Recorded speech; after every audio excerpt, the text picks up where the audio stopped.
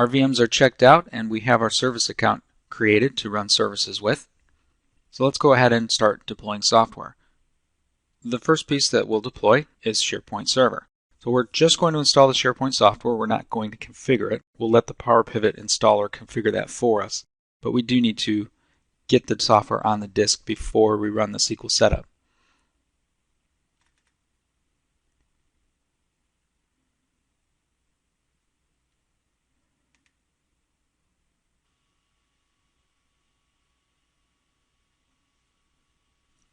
The first step in installing SharePoint is to install the software prerequisites.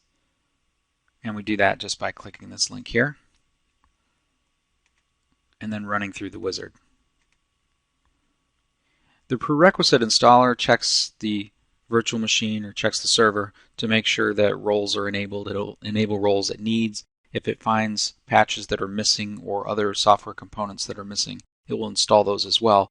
You do need to make sure your VM is connected to the internet because some of the software will actually be downloaded from Microsoft's websites. And if you're not connected to the internet, you might miss some of these prereqs.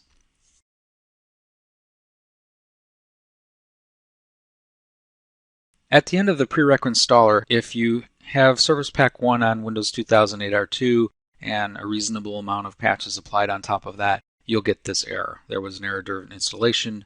The tool is unable to install hotfix for Microsoft Windows. You can consider this to be normal. To address this problem, simply run the prereq installer a second time. And the second time it will run through and succeed. So the second run through of the prerequisite installer is complete. We now have an installation complete success message. And we can see the steps that that second run actually did. Let's click Finish to clear that. And now we'll install SharePoint Server. So the first screen you'll get will prompt you to enter your product key. So I'll go ahead and paste in my product key here and then click Continue. The mandatory accept software license agreement. Continue.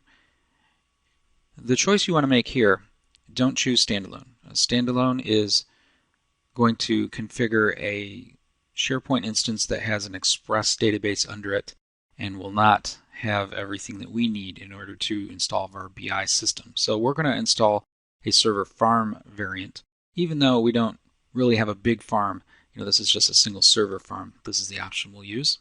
And choose Complete on the screen for our system and click Install Now. Now the installation will proceed and we really just have to wait for it to finish up here.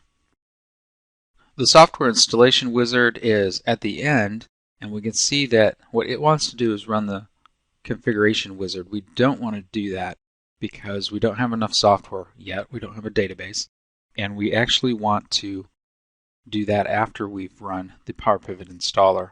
So clear that checkbox, click Close. I don't need this splash screen anymore, so I'll close that. There's one more thing I'm going to do, and this is optional for you.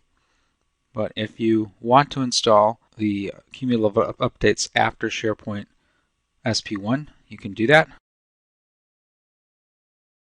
And I'll go ahead and run the Office server hotfix.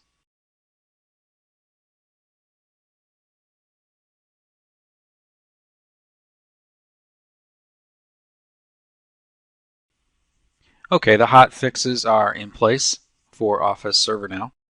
So all of the code that we're going to need to get SharePoint up and running is there.